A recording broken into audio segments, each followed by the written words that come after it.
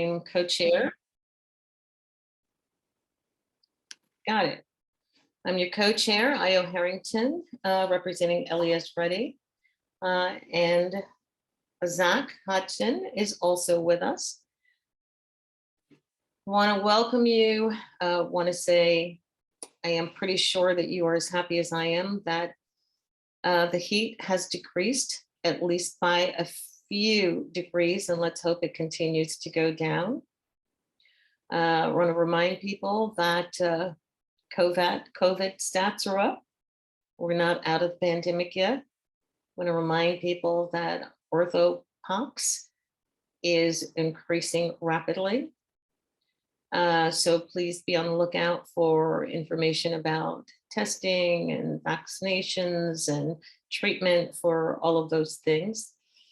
Want to also say before we introduce the guest speaker today that this year is the 10th anniversary of Sandy. And maybe many of your organizations are planning something. If you would let us know about it so that we could promote it, that would be great. You can send it to info@newyorkcityvoag.org. There is a very large coalition led by Rebuild by Design that is putting together a package citywide of events to commemorate Hurricane Sandy. Many of those organizations are looking for collaborators, and New York City VOAD and some others are discussing the possibility of a march with speakers. Nothing out of the ordinary, but just to mark it, because of course, if you don't document it, it did not happen. And it was a significant event, to say the least, for all of us on the East Coast. So without further ado, I want to read something about our guest speaker today, who we welcome, Daphne Lundi. She is the Deputy Director of Living Streets, Public Spaces at the New York City Mayor's Office of Climate and Environmental Justice. Her work is focused on creating programs that strengthen and prepare New York City communities against climate change impacts, expanding green infrastructure, investments that mitigate urban heat island effect and support stormwater management in the public realm, advancing transit equity and accessibility, and identifying building retrofitting strategies for social infrastructure. Prior to that, she was an urban planner with the New York City Department of City Planning on resilient land use and zoning and some other stuff. But also she has done a lot of work in the environmental and natural resource area, including planning, regional planning, community and regional planning in developing countries, reforestation techniques in the Caribbean, and land use, many places. Okay, I think that's it. So Daphne, hello and welcome to New York City VOAD. Hope that this will, and we know that this is your first meeting with us, but we've been around for a while and we hope that it will not be your last. So please let us know what you do in the mayor's office. Oh, and thank you for that introduction. I see a lot of familiar names. So even though it's my first meeting, it's great to see some folks and be in this space with you all today. What I thought I could do is just give a bit of an overview of what MOCEJ does. It's a new office that sort of was reshaped under the Adams administration, but it's combining a lot of offices that you all have probably worked with for quite some time. So I'll just spend a couple minutes kind of going over what our office does and what our different climate actions and priorities are, and how we sort of shape our work. So I'll try to share my screen and then start the show. Okay. Oh, I think I need to get screen sharing. You should have permission now. Okay. And can you highlight her screen so that when she's speaking, only her face is showing? That's happening already. Or it should. Okay. We'll do. Mm-hmm. Okay.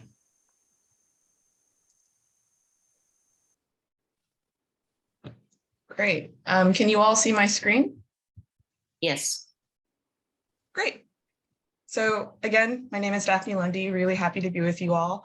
And like AO said, a lot of my work is focused on streets and public spaces. In the previous administration, a lot of my focus was on extreme heat. So really also happy that we're hopefully out of this heat wave and going into cooler days. And I'll just talk a bit about the office's mission and what we're about. Let's see.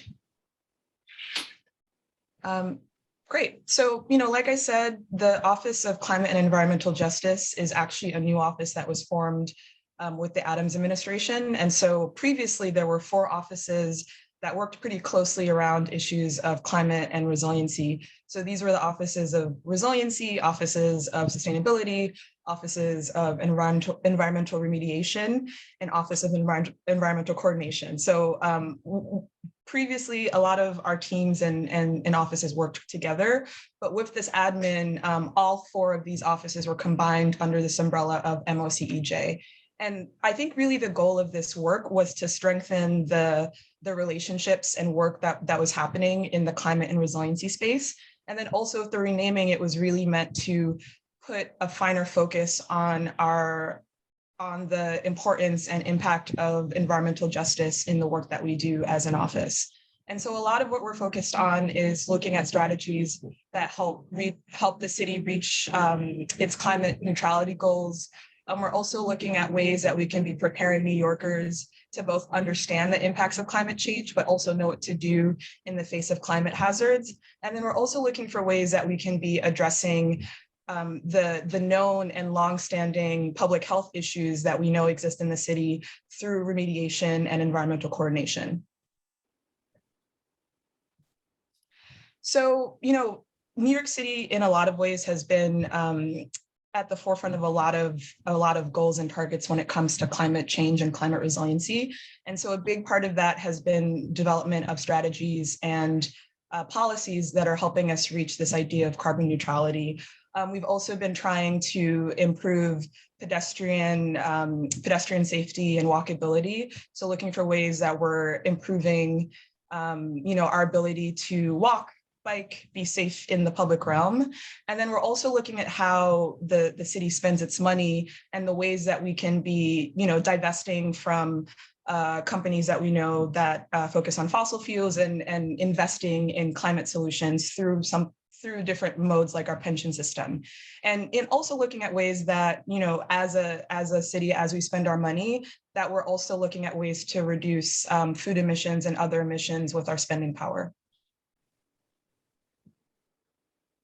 So, with our really ambitious carbon neutrality goals, a big way that we're going to be meeting that is through clean energy. And so the city has set really ambitious targets around things like solar energy and improving the number of solar arrays that we have in the city. And a lot of that's been investing in solar panels in our municipal spaces. So our rooftops, parking lots. I'm looking for ways that we can be encouraging the use of solar and other alternative forms of energy. There's also a lot of work that's being done through EDC around offshore wind. So again, looking at ways that we're increasing alternative modes of energy generation to help us reach those decarbonization goals. We also know that for a lot of folks, that energy cost burden is an issue today and will be an issue in the future. And so we've done a lot of work both on the federal and local level to address energy cost burdens through programs like the Home Energy Assistance Program and other programs that provide help to low-income homeowners or renters that might be struggling with utility bills. So, a lot of our work has been focused in the building realm because we know that our buildings are, the largest emitters when it comes to understanding emissions and, the impacts of climate change. And so the city has done a lot of upgrades to its building code and zoning code to make it easier for both existing and new buildings to be more energy efficient and sustainable. So, I'm sure a lot of folks are familiar with the Climate Mobilization Act. These were a set of local laws that were passed a couple of years ago, and they basically set limits on the level of emissions that large buildings could be producing. And so a lot of what the act does is basically set targets for larger buildings that we know are emitters, and sets certain regulations for new buildings, as well as buildings that are doing substantial renovations or substantial improvements. We've also done a lot of things to our zoning code to make it easier to do things like solar panels or green roofs on our city rooftops. We also are currently working with city planning on an initiative that's called Zoning for Climate. And so it's a new process that we're starting that's really looking for opportunities to update zoning code to make it easier to do things like increase tree cover or increase green space in the city in general, and also looking for ways that we're, again, making it easier for things like rooftop solar or battery storage or other energy efficient technologies to be possible in the city. We know that a lot of these rules are really complex, and so we've done our best to both target these updates to code with technical assistance. So, homeowners or building owners have support when it comes to making these changes and navigating these new local laws. So we have a program that's called NYC Accelerator, where building owners can, basically come to the city and get support navigating a lot of the regulations of the Climate Mobilization Act. We also have things like Electrify NYC and Flood Help NY, which are programs that are meant to help homeowners on a range of issues, from navigating flood insurance to understanding ways to get things like solar and other technologies in their homes. And then we've also run the program Cool Roofs, which has been around for 10 years at this point, which is a way that we're trying to get white roofs and reflective surfaces on buildings in heat vulnerable neighborhoods. So, affordable housing buildings, community facilities, just looking for other ways that we're addressing sort of building scale issues when it comes to climate change. So besides buildings, we also know that cars are huge emitters when it comes to understanding the impacts of climate change. And so sustainable mobility has also been a huge part of our work at MOCEJ. And so we've been really setting ambitious targets around electrifying our city vehicles, but also looking for ways to decrease the number of vehicles that we have. We've also been working with MTA and other partners around the implementation of congestion pricing. I'm sure a lot of folks have been following that in the news. We've also been looking at ways that we can be improving enforcement of traffic laws. So this, I think past week or past few weeks, there was actually a change that was made at the state level that allowed for 24-hour traffic cameras, which is a huge win and something that a lot of transit advocates have been pushing for as well. Trucks make up a huge part of the traffic in the city. A lot of that is in part because of the increase in e-commerce that happened during the pandemic. A lot of more people are buying things online. And so we've been working with the Department of Transportation on things like off-hour deliveries and looking for ways that we can be diverting some of the truck delivery systems to things like cargo bikes or other types of alternative delivery mechanisms to sort of minimize truck traffic in the city as well. Also looking at ways that we're able to sort of expand our existing EV charging network, as well as looking for opportunities to increase bike parking and other types of more pedestrian and transit friendly infrastructure in the city. So, social resiliency is also a huge part of our work. And I don't have to tell this audience the importance of social resiliency. So a lot of the work that we've done specifically around extreme heat has been really trying to look for ways to support and, support vulnerable populations, but amplify the work that CBOs are doing around, climate preparedness in their communities. And so Be a Buddy has been a huge anchor program that we've run with the health department for a number of years. And this is a program where we've partnered with CBOs in heat vulnerable neighborhoods to provide climate preparedness information, and also to do wellness checks to residents that we know might be socially isolated or might have a hard time accessing city resources on their own. We've also been doing a lot of work to expand the tree network and the tree canopy in the city.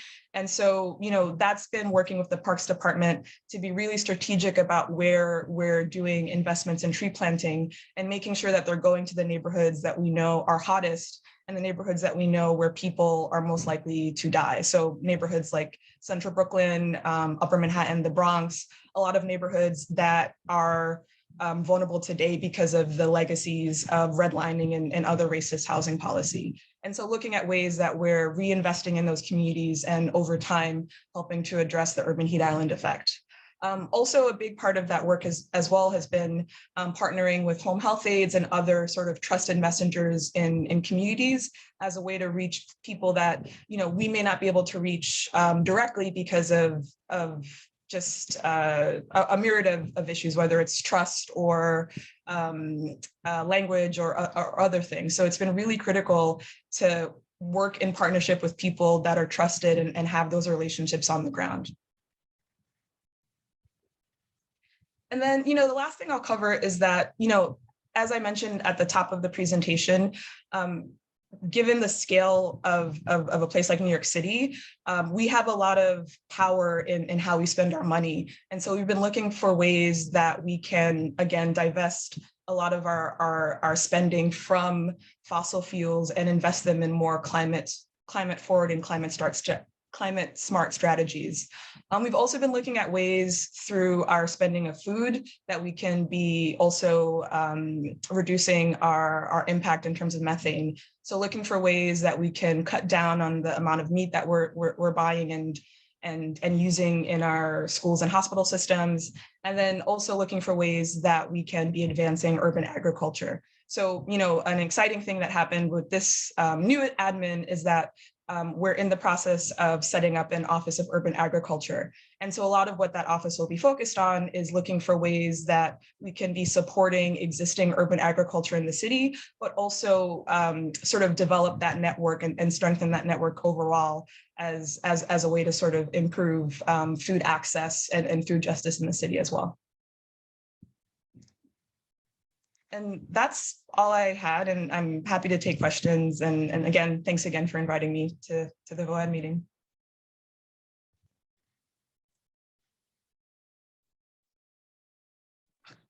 Perfect, and thank you.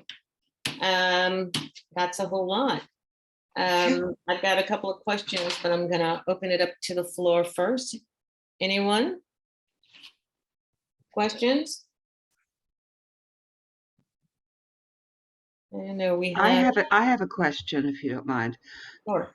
Yeah. Hi, Hi, Elizabeth Malone from NHS Brooklyn. I think we've met, Daphne.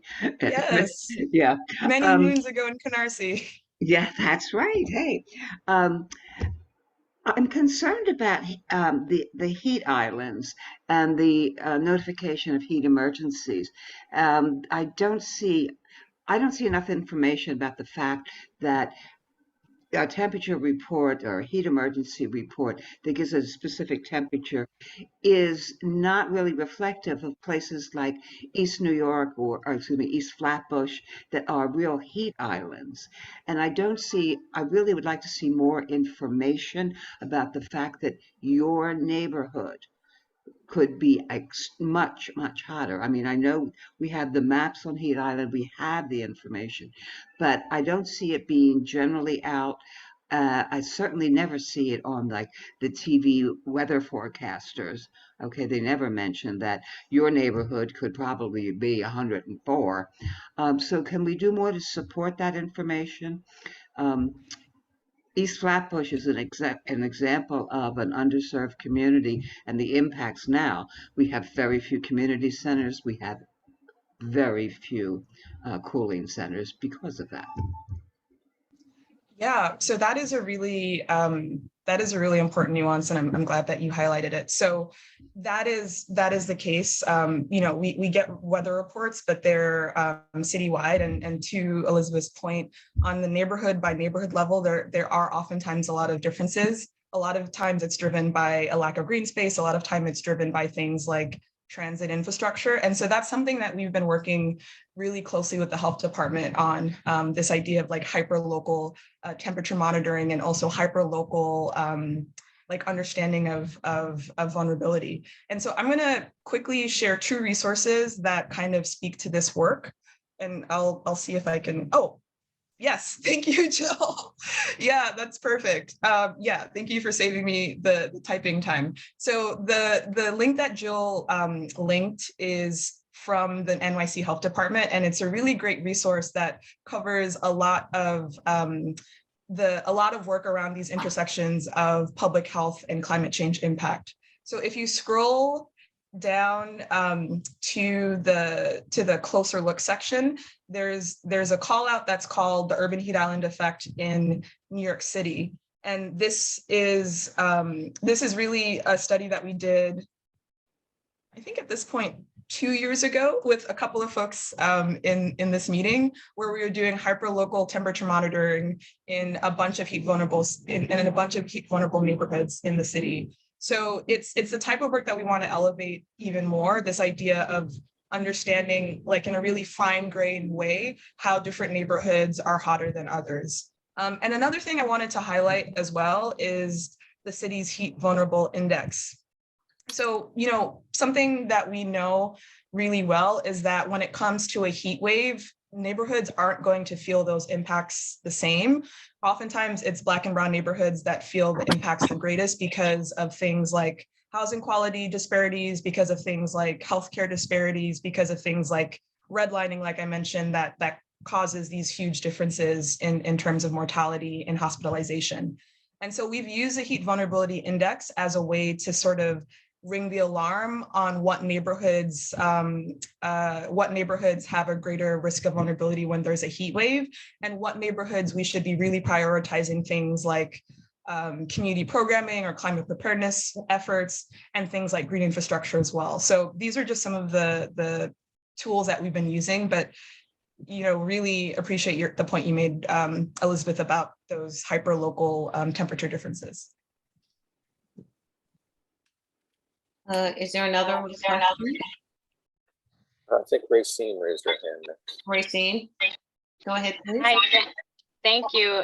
Daphne, thank you so much. This is very informative. But you did mention some information regarding transportation. So one of the things that I do at City Harvest is I oversee our transportation. And though we're doing a great job of transitioning our fuel vehicles to electric vehicles to help with this movement of sustainability and also eco-friendly vehicles, one of the things that I'm experiencing in my field is we're seeing a decrease in the number of drivers. And a lot of that is because, and just to also point out, a high percentage of the driver population are Black and brown people. So it's because of, like, let's say the mayor's office, and they're discussing putting all these fees and all these tolls and stuff. That's why we're also seeing a decrease in the amount of private Black owned transportation companies coming into New York City.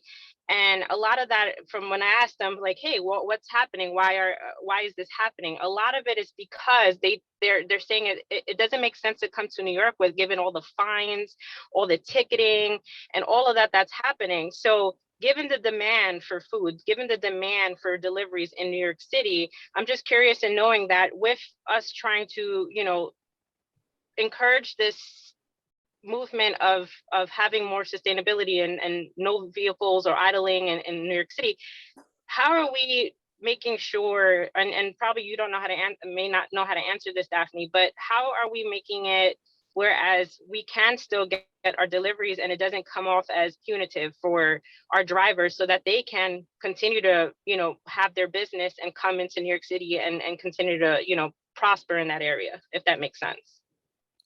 Yeah, that makes a lot of sense. And I'll say that I don't know the full answer, but I'll sort of share the pieces that I know and can speak on. So a big part of what we've been doing as a city has been basically understanding what this electric transportation network is, and what the known gaps are when it comes to electrifying vehicles, and just making it like the challenges that fleet owners and bus owners, et cetera, face when it comes to electrification. So a big way that that's showing up is through a study that we're doing right now that's called Power Up NYC. And I'm going to see if I can drop the link in the chat. So this is work that's happening right now with the city, and basically the way that the research is structured, it's hitting on a couple of different sectors. So it's hitting on buildings and electrification, trying to understand the challenges and opportunities in that space. But there's also a part of that study that's focused on transit and electrification. So kind of touching on what you've started talking about, this idea of, how do we get our existing vehicles and future vehicles in this to this place where we're electrified and more sustainable. So a big part of what that study is going to do is highlight both the opportunities, but also the challenges in that space, and what kinds of programs or support that we might need to make it more possible for school buses, for trucks, for other vehicles to get in line with that. And then I'll also say that a lot of what we're also doing is looking at alternative modes. So a big part of how that's been showing up is through the Department of Transportation and some of the work that they've been doing around freight. So there are a couple of programs that are happening right now, but basically the Department of Transportation has been working on things like green loading zones. So looking for opportunities that we can sort of support more electric trucks and sort of make it possible for those vehicles to navigate the city. They've also been looking at things like opportunities to divert some of the work that trucks might do to things like cargo bikes or smaller vehicles. So all of those alternatives still require drivers. They require people to sort of power those vehicles.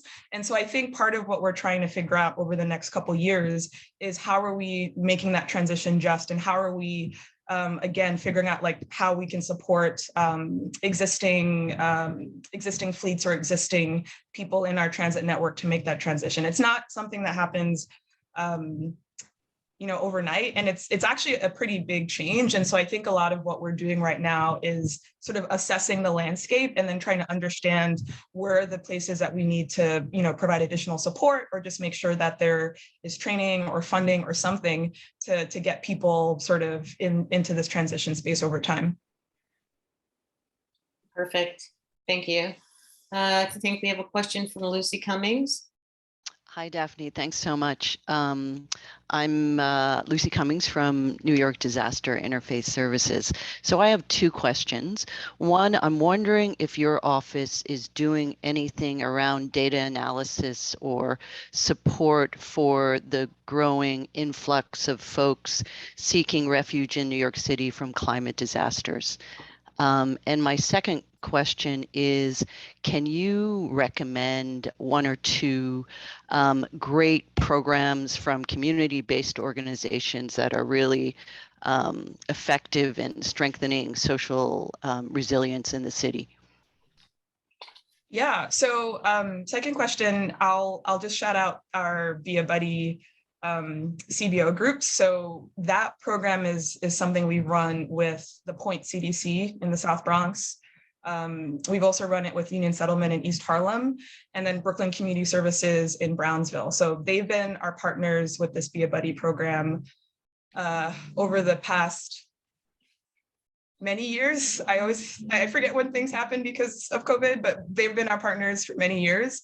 And they are still our partners when it comes to this Be a Buddy program and community preparedness. To your first question, the work of climate refugees is something that I think we are starting to grapple with because it's a known issue. There are a couple of ways that we've been thinking about it to date. So there's one study that we've been leading that's called What Happens with the Land. And so this is a study that's been led by our buildings team and is really focused on a couple of spaces. So it's focused on thinking about land management. So like what happens in areas where we know the land is going to be impacted by tidal flooding or where sea level rise is going to be a huge impact. So strategies around stewardship and management of land and what that framework looks like. So that's something that that we're developing. And then there's also been a lot of sort of preliminary conversations with our partners at the Office of Immigrant Affairs. So looking at ways that this idea of climate migration might also impact or intersect with immigration and how we need to be more thoughtful about services for people who are newly arrived. So in that space, I think it's a burgeoning area, or it's like something that we're still developing, but I think it's a known issue, especially, you know, given just that intersection of climate risk and vulnerability. We know it touches Black and Brown communities more. We know it oftentimes touches immigrant communities more, like we experienced with Ida. And so I think a lot of our thinking around climate mitigation is also trying to figure out how we provide, you know, additional or like more curated or specific services that kind of like address those intersections of immigration, of language access, of, you know, mobility issues, like those different sort of layers and climate risk. Great. So I just want to point out that in the chat, there are links to heat island effect resources, and also just determining whether or not the neighborhood or street on which you live is prone to extreme heat effects. Are there any other questions? See, Carol Johnson has her hand up. Carol, you want to go ahead? Thanks, Zach. Carol, you with us? There you Oh, are. you're muted. Yep, you're muted. Yeah, my cam, it keeps. And now we can't see your lovely face. But please do ask your question.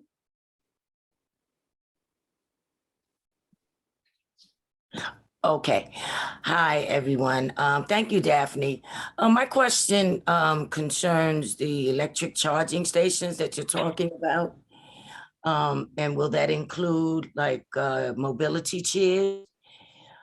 That's the first part of my question. The second part is how closely is the mayor's office working with the Daphne community? And I'm speaking particularly with people with mobile chairs. We have no insurance. The insurance does not cover you when you break down. And often we're literally left in the streets all night long because there is no place that we can call, including the police, that would assist us in getting home. And so, you know, at some point, I want to know if there's any talk about that. In the 15 years I've used the scooter, I've experienced this literally sleeping in the street in my chair all night long. And so oftentimes the police will come, the chair will break down where you can put it in the trunk of the car, but they won't do it. You know, so, you know, it's a really dangerous situation for us. And I see people out there that's older than I am, who are literally stuck with no help. We can't call a service like a car if a car breaks down. There's no assistance for us whatsoever. Yeah, thank you for highlighting that, Carolyn. That's a really important and sadly like a huge fact. So I think for electric vehicles or electric charging infrastructure in general, what we're doing is looking at infrastructure for a variety of vehicles and utility devices. So that's part of what the Department of Transportation has been working on. The MTA actually started work on their, I want to get the acronym right. It's called their pedestrian and micromobility plan. And so what the MTA is doing right now is basically creating a plan that's focused on how people navigate their stations, opportunities for things like charging, infrastructure near stations or near bus stops.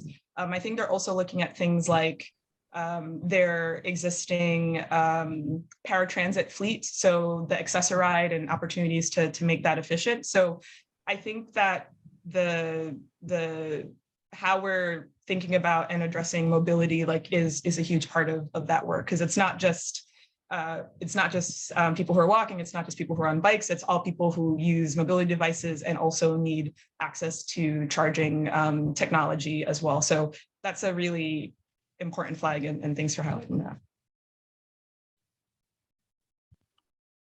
All right, are there any other questions? All right, so I have a question, and took a picture of one of your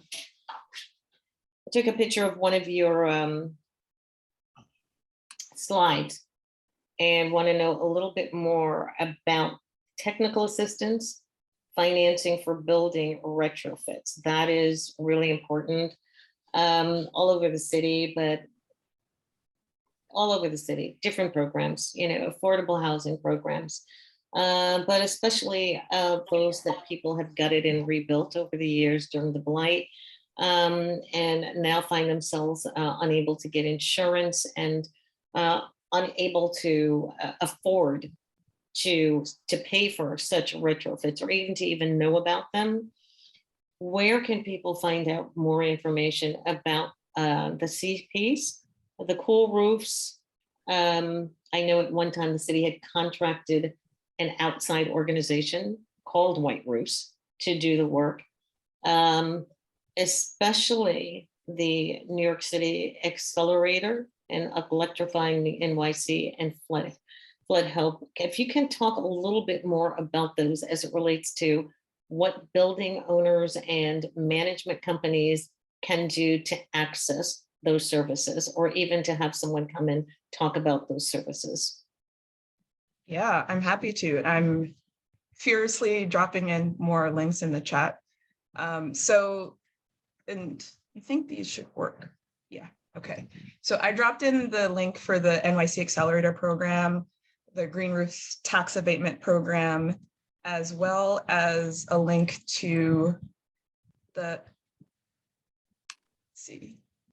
NYC Cool Roofs program. So the Accelerator program is open to both building owners and also building operators. And what this basically provides is free technical assistance to understand what is possible for your building. So it's basically, you as a building owner can reach out to this website. You will be connected with somebody that provides like sort of like soups to nuts, an assessment of your building and what types of upgrades might be possible. And I think they're also able to direct you to potential funding opportunities to make that work possible and make it more affordable. The other link I dropped was for the NYC Green Roofs program, and it's basically a tax abatement wherein if you live in certain areas that are within a combined sewer area, or if you live in an area where it's a high heat vulnerable community, you're eligible for this additional tax abatement. So it's something that you can apply to if you want to invest in a green roof in your building on your rooftop. And then the last program I added was the link to the Cool Roofs program. So this is a program that we've are currently running with SBS and the HOPE program in the Bronx. And what it basically does is that if you're an affordable housing development, if you're a community building like a library or a community facility, you get a free cool roof. And so all you have to do is basically apply through the website, and during the open coding season, which is typically in the it typically runs in the summer, you're basically part of the list of properties that get this coding. So it's a program that's been around for a while, but the big change that happened under the previous admin was that this program started to target cool roofs and heat vulnerable neighborhoods. So we're specifically, this program is open to all buildings, but we're really focused on trying to get buildings in heat vulnerable neighborhoods like Flatbush, like Bed-Stuy, like parts of the Bronx, East Harlem, et cetera. We're really focused on getting buildings in those neighborhoods enrolled in the program. And there are huge benefits around it. It helps with urban heat island effect, but it also can help with things like overall energy efficiency and the operation of your HVAC system because of the impacts in terms of reflectivity and just like minimizing the amount of heat that's being absorbed by the building. Fantastic. All right. Are there any other questions? Thank you for that. I see Peter's hand raised. Peter? Hi, Daphne. Thanks so much for your presentation. I'm also from New York Disaster Interface Services. Some years ago, we did a project with New York City Emergency Management to geocode all the houses of worship in New York City and look at which of those houses of worship were in the various flood zones, as well as to map out of those congregations which offered things like food pantries or soup kitchens or other social safety net programs. And this is going back probably about 4 years now. And at the time, it was just under 2,000 or so of these congregations would be flooded in a Category 3 storm or above, which would wipe out food pantries and many of the other social safety net programs, primarily in poor communities in the city, Black and brown communities. And I'm wondering if there are any efforts afoot to, number one, continue to better educate congregations that are in those zones how to protect the sort of continuity of operations of those essential social safety net programs, but also to provide funding to help them do things like elevate mechanics and come up with backup plans to make sure that they can continue to feed communities and soup kitchens and other essential programs. And I do think a lot of those congregations, it was our experience anyway during Sandy that many of those congregations also don't maintain flood insurance. It's too expensive for them. And it seems to me that this is still a critical gap in neighborhood resilience across the city. And it's not something that COADS or New York City VOAD as a whole can really do something about without funding that really kind of hardens resilience critical infrastructure in the city, in small community-based nonprofits and in congregations. So that's now your responsibility. Yeah, no, that's a really important flag. I think the flood insurance piece of it all, it's really thorny for a lot of the reasons that I'm sure people know about. Like the existing program is really challenging in places like New York City. So that's been an ongoing sort of advocacy space that we've been working in with people like Center for New York City Neighborhoods around flood insurance advocacy and like reform of the program, because we know that for businesses, particularly small businesses, and also community facilities, they kind of fall in a gray area in terms of coverage and then in terms of cost and uptake of flood insurance. So that's something that we've still been working on and advocating for in a lot of ways. In terms of partnerships with houses of worship, I know more about the work that we've been doing around extreme heat. This past summer, we worked to expand our existing Be a Buddy program and recruit houses of worship. And so through that program, we offered, and this was led by the health department, but the health department was able to offer micro loans or micro grants to these houses of worship to enable them to both provide the training around climate preparedness and heat preparedness, but also give them the funding to sort of enact some of this stuff in their houses of worship. So it's a space that I think we're still building out, but I completely hear you. Like the impact of these spaces and the importance of these spaces are really critical.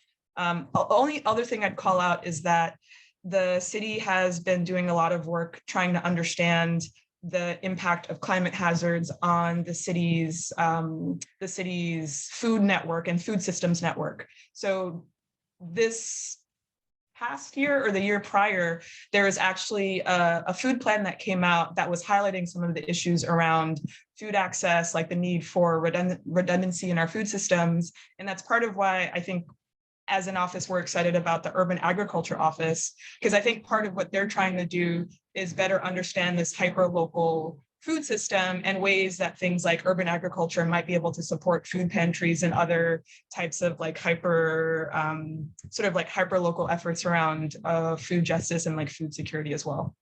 And the office is in the process of being stood up as we speak. So it's going to be exciting to sort of see the rollout of it this fall and sort of the different focus areas as it shapes up.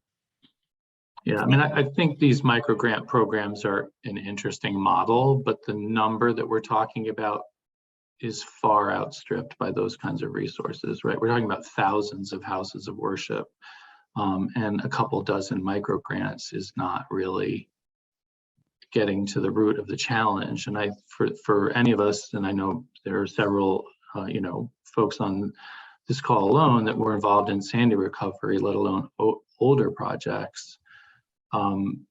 It took a long time for many neighborhoods to even begin to function after Sandy. We've seen how badly it can go.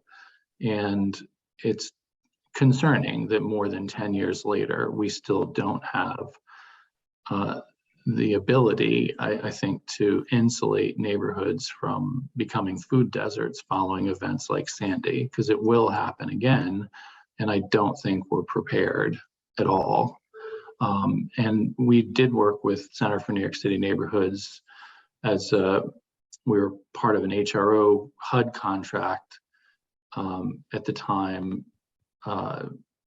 looking at providing temporary housing to homeowners who had to vacate for elevation or rebuild.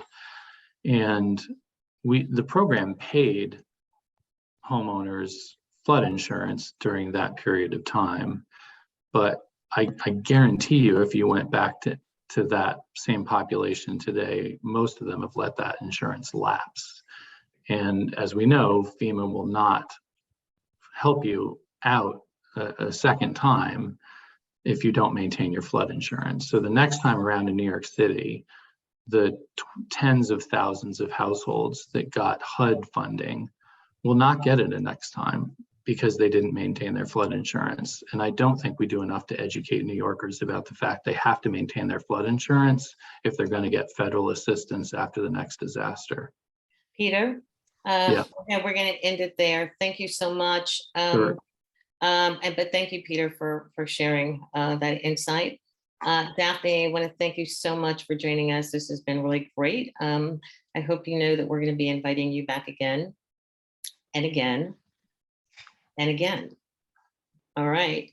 You can stick around if you want with us for another couple of minutes. We've got about 11 minutes left, folks. So next, if she's ready, we all know about, the thousands of immigrants who have been bused here by the state of Texas. New York City VOED is going to be meeting with a group to talk about this over the next couple of days and to share with our member organizations what's been said and whether or not they have resources that can be used and funding that can be used in order to assist. So we will get back to you, but we wanted to provide some situational awareness first. So we're going to ask Julianne Pinelli, who is our former co-chair, a board member, the head of almost every single committee that we have.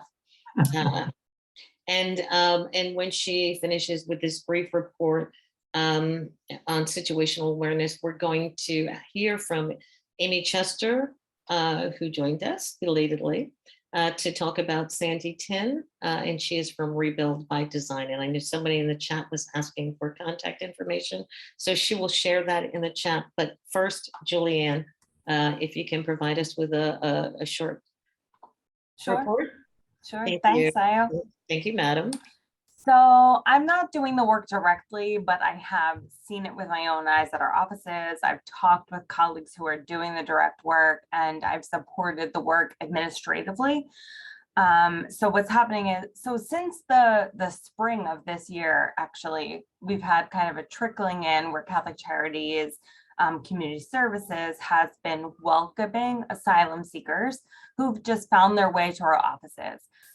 The majority of those individuals have been from Venezuela, and there are smaller groups from Honduras, Colombia, Ecuador, and Brazil. In the beginning, we were able to do that on a walk-in basis, but then in mid-July, it just grew exponentially by the day. And so we had to move to an appointment system. And so now we're seeing about 40 to 60 households a day, depending on the staffing that we have. And we've been pulling from different offices. And anyway, so people are arriving at our doors hungry, tired, and in need of just the very basics of human dignity.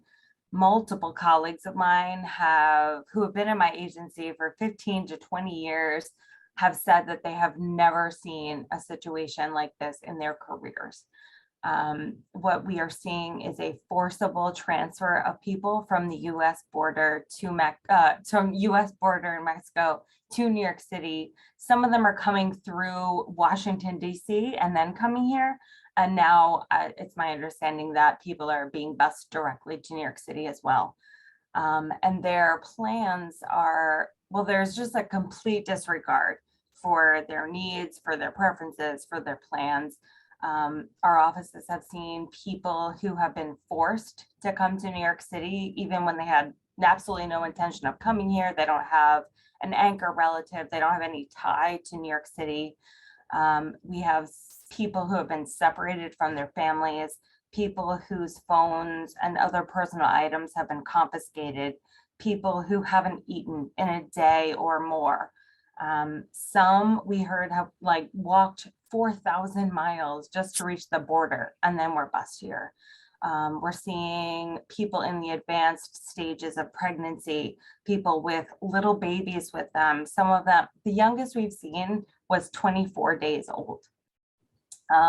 So to date, our case management staff have worked with 1,300 individuals. That's about 800 households. Like I said before, we're seeing about 40 to 60 households a day now. And during each appointment, I don't need to get into the basics of what we're doing, but we're assessing needs, addressing immediate things, giving people like food and water on site because they're that hungry and haven't eaten. And we're providing them with maybe gift cards when we have them available, and giving them like emergency bags that have some nutritious snacks, some more water, some hygiene items for each of the family members. I'm sure a lot of your offices and houses of worship are already seeing a similar thing. And as Peter was just mentioning, in terms of the numbers, New York City, the mayor just put out a press release recently where about 4,000 asylum seekers have entered the New York City shelter system since May. That's only a couple of months. And these numbers are comparable to the number of evacuees who came here to New York City after Hurricane Maria. And it's even greater than the number of evacuees who came here after Hurricane Katrina. And those numbers from those two disasters were like overall totals that, happened after a year or even longer after programs were ending. So the numbers we're seeing now are just from a couple of months. And it's my understanding that there's no indication that this is stopping anytime soon. So that's all I'll say. That's a lot. Okay. Julian, did you say that 4,000 have entered the shelter system or 4,000 have arrived? According to the press release, it was 4,000 in the shelter system. So I'm assuming there are more that are not known. Okay. Wow. We have time for either one comment or one question, but more so a comment because are there any other organizations that have been working with this immigrant population over the past month or few days or weeks? Zach, did you want to say anything quickly about this in terms of New York City VOAD? There you are. Here I am. Sir, we've been talking, we excuse me, participated in a briefing at City Hall that Moya gave. We've been speaking with emergency management on some of their plans. We have very cursory conversation with NYC Service about potential volunteer opportunities in some of the operations that the city might be planning to respond to this. And we've also been connected to some groups that maybe haven't been part of our network to date, but that have been working in this particular crisis in our city. One specifically called Grannies Respond, which I just love as an NGO name, but that is already doing some work to greet people as they arrive and try to provide them some humanitarian assistance. Okay, we're going to stop it there, and we will report out any new information that we have about this in ways in which, if possible, our member organizations can join the effort to provide resources or advocacy. Having said that, we have about 3 minutes left, and I would like to introduce Amy Chester, a longtime friend, to environmental justice and just resiliency, to talk what she knows about planning for to commemorate, I don't know if that's the right word, the 10th anniversary of Sandy. So Amy. Thank you, Io. And I too am struggling with what the right word is. We commemorate, mark, celebrate. It's definitely not a celebrate, but it's really hard. Although truthfully, we should be celebrating all the work that has happened from all the community organizations that, are just, still serving the same population. It's really amazing. And we should not be afraid to say that. But I just wanted to jump in and say hi, introduce myself if you don't know me. It's great to be here. We at Rebuild by Design, which began after Hurricane Sandy, some of you may know by HUD, but are now housed in NYU's Institute for Public Knowledge. We work with communities and local governments, both locally, nationally, and internationally, to create resilient infrastructure and to create policies and practices that will help communities build resilience. And coming out of, a bunch of inquiries that we got asking us what's happening for the Sandy 10th anniversary, we decided to bring people together to ask other folks what's happening for the Sandy 10th anniversary. And out of that meeting, Rebuild by Design has committed to put together a shared calendar of events and to do it in a way that you can either link to our website, or we can give you a plugin for your website. But we're committing to putting all the events together and trying to make it easy for folks to participate. So I've put a form in the chat. If you don't have an event yet, but you want to work on one, please let us know and we'll keep you in the loop. The next meeting of this group that we invited, which was a preliminary group, is I think September 2nd. I'll just look at it. Anybody that wants to come and maybe jump onto an event that you want to help somebody else plan or create a new event, please come. We really want it to be just a resource for community members that want to know what's going on. Additionally, we have gotten some inquiries from the press about what is going on. So we are also committing to give the press a list of contacts of anybody that that's okay for being interviewed. So if you are okay with being interviewed, please let us know, send me an email or drop me a chat and we'll put you on that list. And we're going to let reporters decide, they'll be very different in what type of coverage that they are planning, but we're going to try and keep tabs on that for everybody as well. Perfect. If you have any questions, just send me an email because we're out of time. And she's going to another meeting. Amy, thank you so much. Thank you so much for sharing. Julianne, thank you for the situational awareness. It was very informative. And Daphne Lundi, thank you so much for being here. I think that she may have left us at this time, but yeah, I'm pretty sure that our member organizations are going to be contacting her or accessing the resources for their clients in their communities. So thank you all for joining, and see some of you next week at the board meeting. Again, let's all be thankful that the temperature has dropped, and hopefully you will enjoy the weather better. See you soon. Thanks for joining. Thank you.